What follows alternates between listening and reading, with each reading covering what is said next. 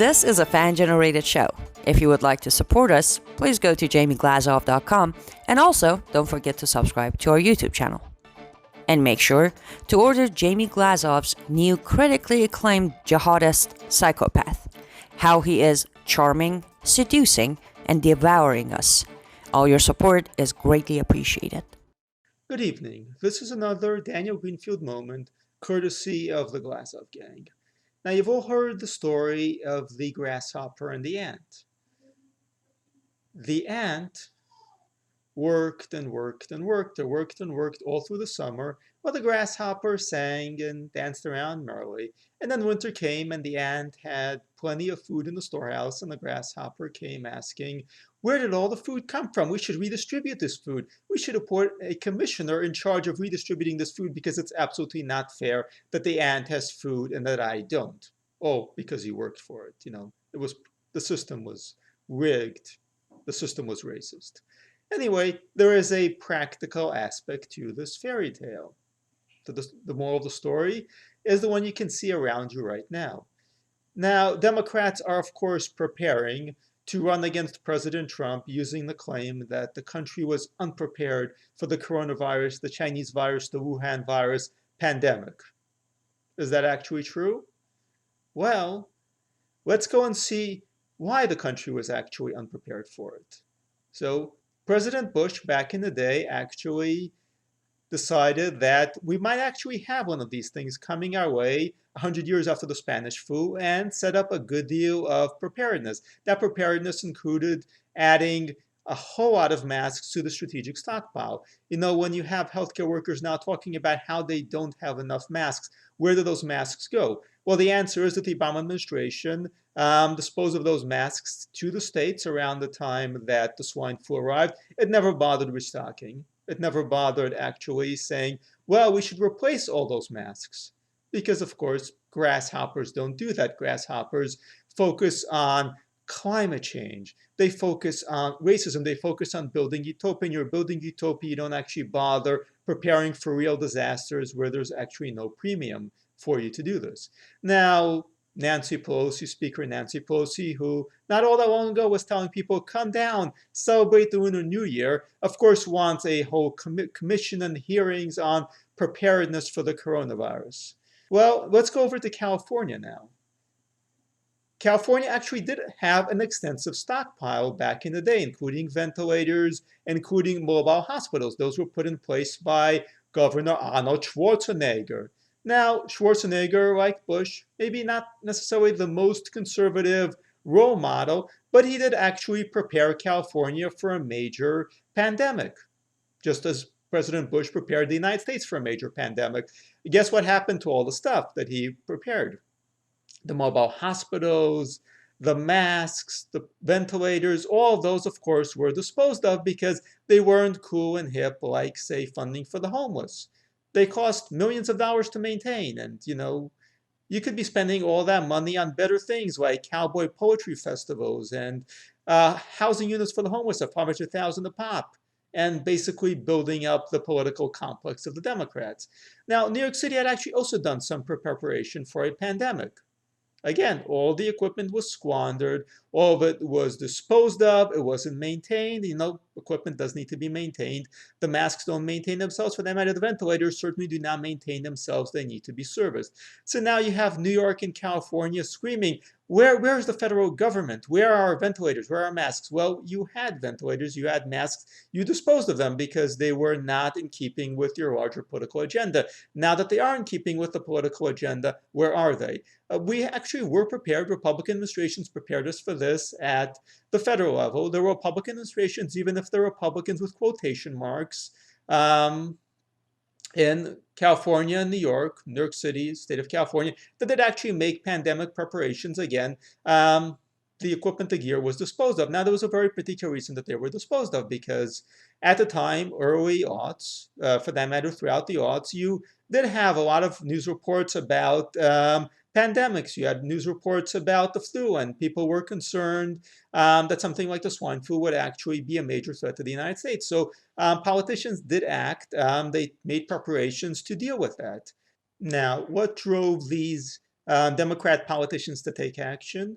They get their marching orders from the media. When the media was reporting that SARS or MERS was going to be the end of the world, they took action. Now, when the media was no longer reporting it, then it was no longer a priority and it was just time to jettison the stuff. This is what happens when your policy making comes from the media. It means that you're a profoundly unserious person. And the Democrats are profoundly unserious. This is why every major city, every major blue state was absolutely preparing for climate change, for the oceans to rise, for the seas to rise, for the skies to rain fire. They were absolutely preparing for this. Of course, it never actually comes, but that doesn't matter because the media is telling them this is a major crisis. And the experts are telling them this is a major crisis, and this is who they listen to. Meanwhile, they absolutely squandered the time and failed to prepare for the pandemic that is now upon us. Now, this brings us back to the story of the grasshopper and the ant. The ant is hardworking. The ant puts in the time and the effort. The ant does not spend his time listening to the media. Instead, the ant knows that to have anything, you actually need to work to create it, to produce it, and then you need to store it and save it. The grasshopper does not think this way. The grasshopper has a good time. The grasshopper follows whatever trend the media is pushing at any given moment. The grasshopper is profoundly unserious. And this is also the story of two parties, the Republican Party and the Democrat Party. Now, there are Republicans who, as conservatives, we may not be the biggest fans of, but overall, generally speaking, even the not good Republicans, even the Republicans who are Republicans in name only, are generally more pragmatic, more practical. They make preparations, they put in the work, and they put in the time and the effort. Even when they're socially liberal, they're still at least somewhat fiscally conservative. Even if they're neither socially nor fiscally conservative, they still have certain pragmatic life skills. Democrats quite often do not. And the leftier they are, the more unlikely it is that they will have those skills or that they will even pay attention enough to actually do the hard work. Because grasshoppers and ants live in a very different world. They live in profoundly different worlds. Ants live in a world that is, well, somewhat brutish. It's a world where 2 plus 2 equals 4, where if you don't do the work, you don't get paid. Grasshoppers live in a very different world. Grasshoppers live in a world of infinite possibility where you can just hop, leap, and skip, and it all works out in the end because you don't think ahead. Ants think ahead. Grasshoppers don't think ahead. Republicans think ahead. Democrats don't think ahead. Now, in the coming months, as the Democrats are going to, of course, insist that the United States was unprepared because of President Trump, they're going to revive the old nonsense about the National Security Council and whatever other memes the Washington Post or the New York Times or CNN or MSNBC will push. This is the important thing to remember. Republicans, even not very good Republicans, did actually prepare for a pandemic. Democrats failed to prepare for a pandemic. They failed to prepare for a pandemic not just because they're incompetent, but because they fundamentally are unserious people. They can't be trusted to run the country. They can't be trusted to run anything at all.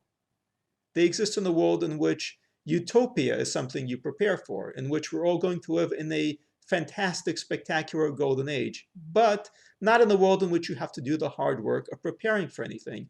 New York City did not do the hard work of preparing for anything. California did not do the hard work of preparing for anything. What was California preparing for before this? Global warming. What was New York preparing for this before this? They were preparing to fight racism. The entire New York Health Department was obsessed with fighting racism.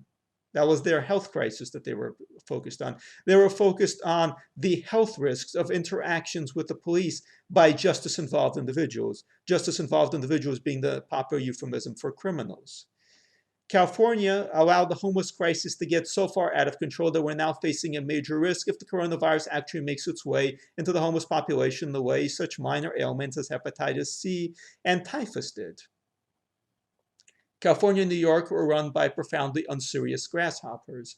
And then you've got Joe Biden, who is, of course, also a grasshopper. He's in this borough up in Wilmington, Delaware, where he occasionally pops up in his little thrift shop set with all the books behind him that he's never read, and the flags, and the various photos and memorabilia, where he occasionally looks down at his notes. He's looking down at his notes and just rambling on aimlessly. And he's, of course, the perfect grasshopper because his mind is basically gone. He's a puppet who's going to read whatever he's told, and whatever he's told is the work of the same sorts of people who ran New York and California to the ground, who left it absolutely unprepared. Now, all this is about more than assigning blame. It's about more than politics.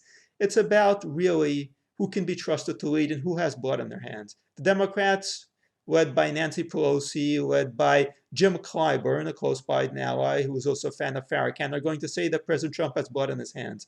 The truth is that the Democrats, the Obama administration, the Democrats in California, the Democrats in New York have blood on their hands. They have blood on their hands not necessarily because they deliberately intended for this to happen, but because they chose to be fundamentally unserious people who are obsessed with their political ideology, but don't care about doing the hard work of keeping people safe.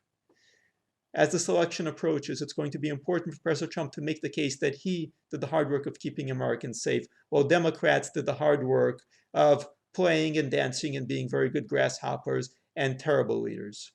This has been another Daniel Greenfield moment for the Glazov Gang. If you enjoy this, subscribe to the Glazov Gang's YouTube channel and contribute to help keep the Glazov Gang afloat. Be an ant, not a grasshopper. And have a good night.